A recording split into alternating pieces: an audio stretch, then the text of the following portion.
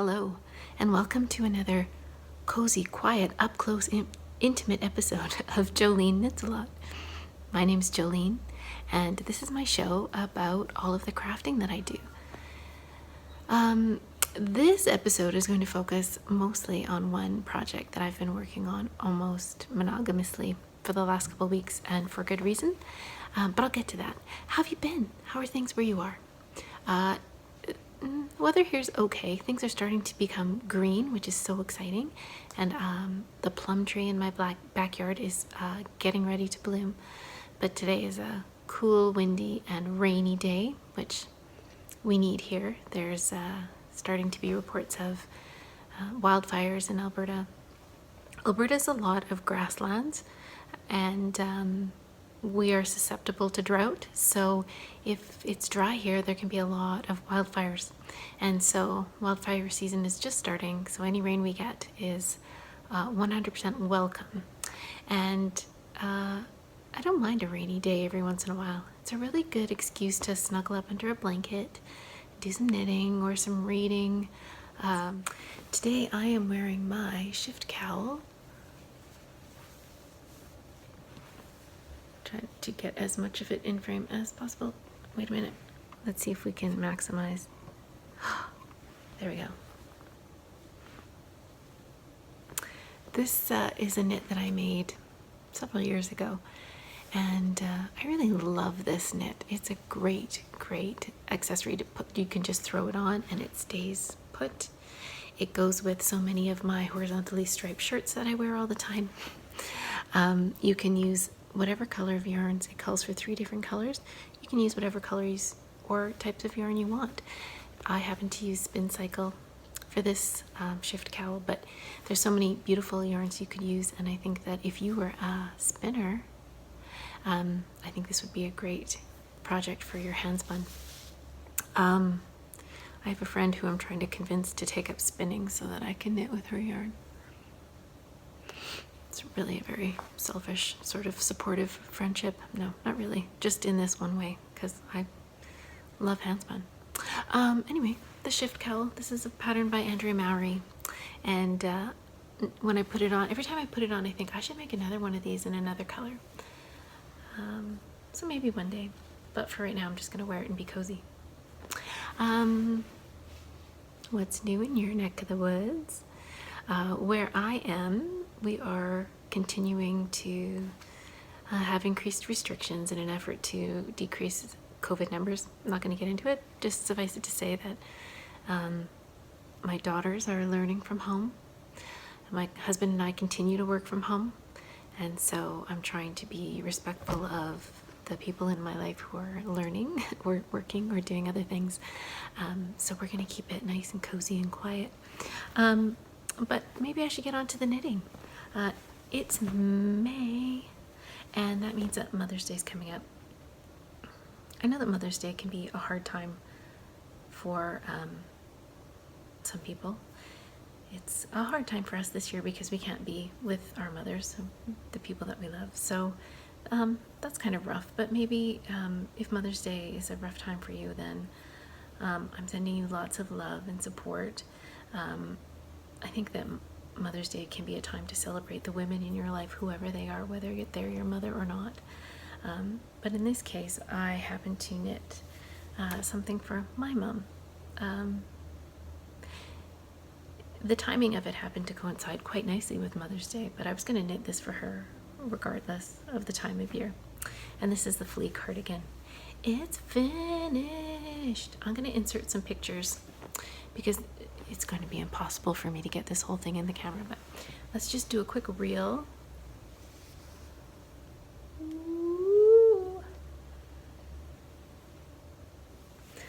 The sleeves are relatively short because my mama does not have very long arms. I get that from her. Anyway, this is the flea cardigan. It is a pattern by Pinaguri. I'll link it in the show notes. It's a fingering weight cardigan with color work throughout. And if you remember, I naively forgot to check the calendar before I started this sweater, and so I was really in a rush to finish it. I worked on it very monogamously, and whenever I had a few moments, my hands were spare, they were working on this project. I think what I'd like to do though is talk a little bit, not about the color work, because color work is color work. This whole cardigan is only knit with 2 colors at one time, and the color work is, sorry, I didn't mean to nudge you across the table. The color work is pretty straightforward color work, really. You use a lot of different colors, but no more than two at a time. And I used my patent pending technique of just coloring in the pattern to make sure I like the color choices, and I think I'm pretty happy with it. But what I think I'd like to do now is walk you through a little bit of the finishing process, because this is a cardigan that is steeked, and that might be something that is a little bit intimidating for some viewers. I have knit a few things that were steeked. The very first time I steeked a cardigan, I was like 8 months pregnant with my first kid. A stressful time anyway. And so I decided to cut open my knitting. I went to my sister-in-law's house. She's a sewing machine and I don't. And I asked her to sew down the stitches before I cut them. So she sewed them once, and then I said, maybe just one more time. So she did it again. I think I made her do it 5 or 6 times on each side before I cut it, because I just wanted to make sure that nothing bad was going to happen. And nothing bad did happen. And so I've grown in my steeking since then. So I think what I'll do is I'll just kind of walk you through the process. So in any steeked pattern, there is a section of stitches that are prepared by creating some extra stitches. They're called the steek stitches. You can, of course, steek something that doesn't have these stitches, but if you know in advance that you're going to steek, you insert a certain number of stitches. Usually it's something like 5. That's a pretty common number. So you knit the pattern, and then there's a purl stitch, and then your 5 steek stitches, and then another purl stitch. And these are the stitches that are sort of on either side of where you're going to cut. You basically cut right down the middle. So in order to prepare these stitches to be cut, once you have completed all of the knitting, you do a little bit of a crochet reinforcement. At least that's the technique I like to use. When you're steeking a project, you really, and you know you're going to be steeking it, it makes good sense to use non-superwash wool. You want wool that is tacky, a little bit coarse, and that is going to stick to each other when you cut it. A good test is to try and spit splice your yarn, and if it spit splices, you can be pretty confident that it's sticky enough that it's going to be okay when you steek it. So what you do is you use a crochet hook that is smaller than the size of the needle that you use to knit the sample, and you simply crochet through 2 legs of the stitches on either side of where you're going to steek. I'm going to insert some pictures here of what that looked like for me. I used a purple yarn as sort of a contrast. Also, it makes it a bit easier if you're using a different color of yarn to do the crochet than you used as the main color of your project. So I crocheted down one side of that center stitch, and then I crocheted down the other side of that center stitch. When you do these crochet rows, what it does is secures those edge stitches, and it also pulls that center stitch apart. So what you're left with is one strand running in between your crochet rows. That makes it a lot easier to see where you're supposed to cut. So once I've done that, I take a fairly sharp set of scissors and I cut down the middle of that steek. Before in this project, I knit the button bands on before I cut the steek. So that was a little fiddly, and I'm not sure it's something I loved, but it was what was recommended in the pattern. And the reason it's tricky is because you're picking up knitting through a tube, essentially. So I'll show you my sweater just now. Now imagine that this was connected and I was trying to pick up stitches along here through the tube. So basically what you've got is your yarn on the, what I did was I had my yarn on the inside and my needle on the outside, and I was kind of trying to pick up stitches blind because I couldn't see where my yarn was on the inside. It was a little fussy. I managed to do it. It's not a technique that I love, but I think the reason that it's a good idea to pick up your ribbing and do these button band ribbing before you cut your steek is that having that extra bit of knitting, the yarn going through and picking up, what you've created is another spot where your yarn is being secured before you cut it. So the yarn, my yarn was secured here where I picked up my button bands, and then it was also secured where I did the crochet bind off. So once I cut between my rows of crochet, I'm left with a couple of sort of flaps that you need to tack down. And so what I did was I used that same purple yarn that I used on my crochet bind off, and I did a blanket stitch to secure it down. So you can see here, this is the crochet bind off on one side, and you can see how hopefully you can see how the crochet bind off sort of secures the edges. I haven't trimmed this in any way, shape, or form. That's simply the crochet stitches and where I cut. So when you do that crochet, it stabilizes the edges. It allows you to see where you need to cut, and it also sort of pulls those ends in.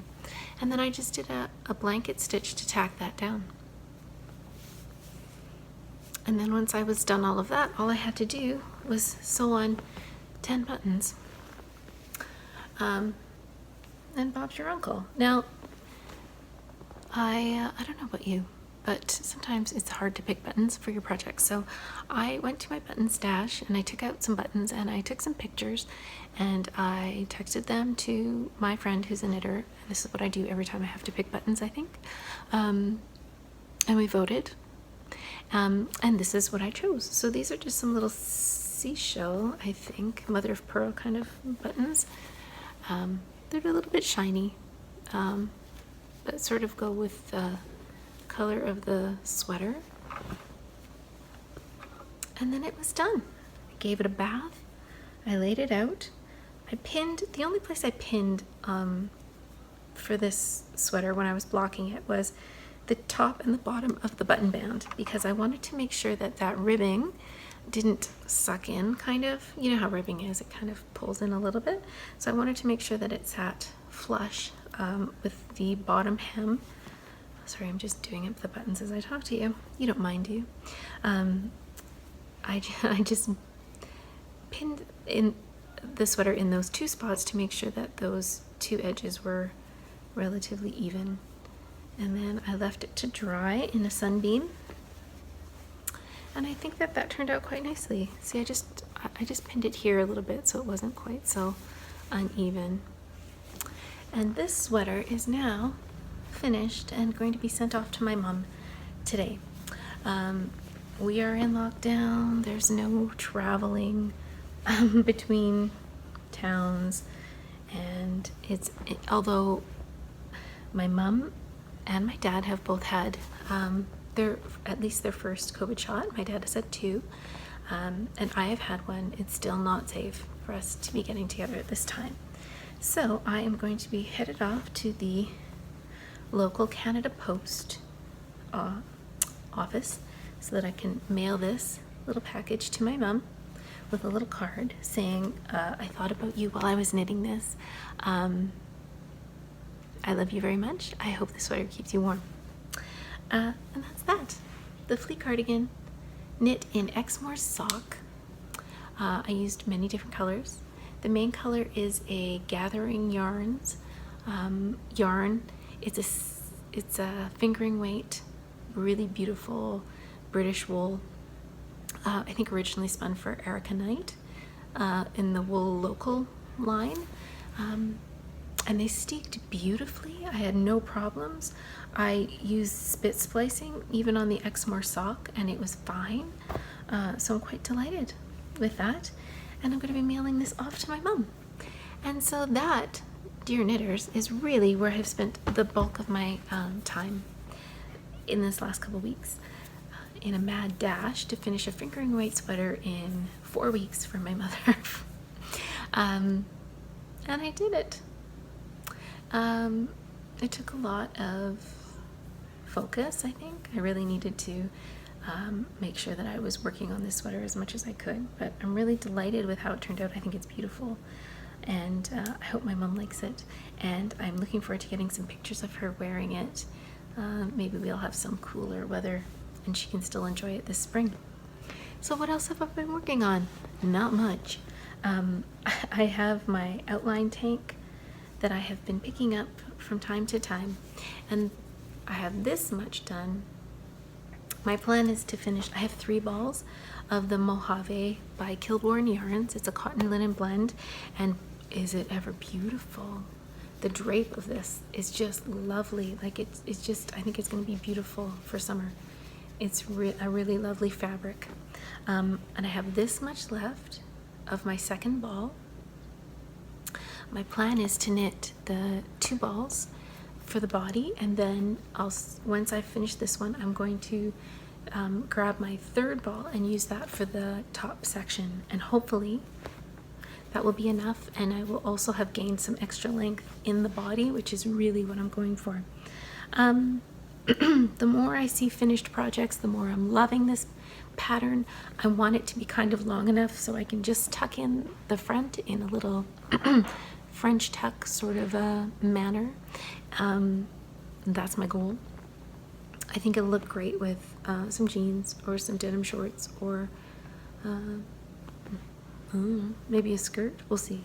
But I think it's something I'll wear a lot, and I'm looking forward to finishing that. But it's been a delight, simply because the yarn is really soft, and the fabric I'm creating is quite beautiful and drapey, and so I'm quite happy with how that's turning out. So that's my outline tank. It's a pattern by Jessie May Designs. And then after I finished my flea cardigan, I decided to treat myself to a sock tube as a palette cleanser. So as you know, I've cranked up a bunch of tubes, they're just lying around, but I think what I'm going to try and do is whip up some socks, partly for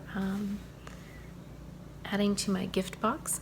I knit a lot of socks for Christmas, and it's nice just to have some put aside, especially man-sized socks, because they take so much longer. But with my new 3D sock machine, hopefully that'll speed things up. Anyway, I grabbed a tube and I decided to turn them into a pair of socks for my husband, who's been so incredibly helpful and supportive in helping me figure out how to make a 3D printed sock machine and how to operate said machine. So I have this skein of, this is coloring book yarns. I cranked it out into 2 tubes, and this is the first one. So I've already knit the toe, as you can see, on one end, and now I'm knitting some ribbing on the other end. I'm still trying to figure out what bind off I like best for a toe up sock. Essentially, it's not really a toe up sock, but that's the kind of bind off I need for the edge of my ribbing. And I think what I may do is just use my standard knit 2 together, knit 1, knit 2, knit them together through the back loop, knit 1, knit them together through the back loop. I find that to be stretchy, stretchy enough to get over a ankle, a foot, but not being restrictive. So I think that's the one I'm going to use, and I'm just turning these into some socks, and I will have to insert a heel at some point. And yeah, so just a palette cleanser, if you will. And I think once these socks are done, I'm using my beloved Sheepies Metropolis in the Warsaw colorway. It's perfect, as you can see. It's perfect. I may branch out a bit, but for now, still loving it. And so that'll be a pair of socks for my husband just when they're done, and it won't take long because the bulk of the knitting's already done. And that is all I have on my needles. I think that I'll show you what I'm planning, what I have in the wings. It's another Jessie May design. I've really been enjoying her patterns lately and her sort of design aesthetic. This is the Cozy Classic Light. It is simply a plain raglan sweater. It's got a bit of a scoop neck, which is very pretty. You can knit it cropped, you can knit it full length. There's optional waist shaping, so there's a lot going on. I'm just gonna knit it like a t-shirt and with some short sleeves, and I'm gonna use the Sheepies Skies yarn. This is a cotton yarn dyed with indigo that I picked up at my local yarn store on LYS Day. This is the Cumulus color. So when I'm done with the socks, or when I'm feeling the need to start something new, I'll be casting on a t-shirt for warmer weather. And that's all I have to share with you today. It's a short and sweet one today, partly because I'm sharing the house with a lot of roommates who are trying to learn and work and carry on as much of normal as we can right now. So to be respectful for them and to keep my crafting to a minimum, I guess, I'll keep this one short. But next time, I already have some surprises planned for you. So I hope you'll join me again in a couple weeks for another episode of Joline Knits A Lot. In the meantime, I hope you will like and subscribe to my channel. That'll help you find my new videos a lot easier, and also it makes me feel really good when you like my videos, so thank you very much. So I guess all that is left to say is I hope that life is being kind to you wherever you are. I hope that you are managing to stay busy with your crafting and to find things that you enjoy doing. Oh, that reminds me. I signed up for an online class at an upcoming event online here in Edmonton where I live. It's called the Edmonton Fiber Frolic. This is an event that I have attended in the past. I've also taught at in the past. And so this year it's all online, and there are many classes being offered. And the one class that I am taking is on punch needling. It's something that I found kind of interesting. It reminds me of latch hooking. If anybody remembers latch hooking, it kind of gives me that feel. Anyway, I'm looking forward to giving it a try. I have to pick up my kit from a local school of craft that I've only just learned about through the Edmonton Fiber Frolic, and then I look forward to taking a class on May 30th from 10 to 12 in the morning, Mountain Daylight Time. If you're taking that class or any class through the Edmonton Fiber Frolic, let me know. I'd love to hear what you're taking and what you're interested in. Or if you have any experience with needle punching, let me know. I am quite excited about this opportunity just to try something new. If it turns out, I think I'd like to try and turn it into a cushion. If it doesn't turn out, it doesn't turn out, and I'm okay with that. But I think it'll be fun to try something new. So I hope that in the next little while you're finding an opportunity to try something new or to revisit something that you love doing. I know I plan on knitting a lot. Thanks so much for joining me, and I'll see you next time. Bye.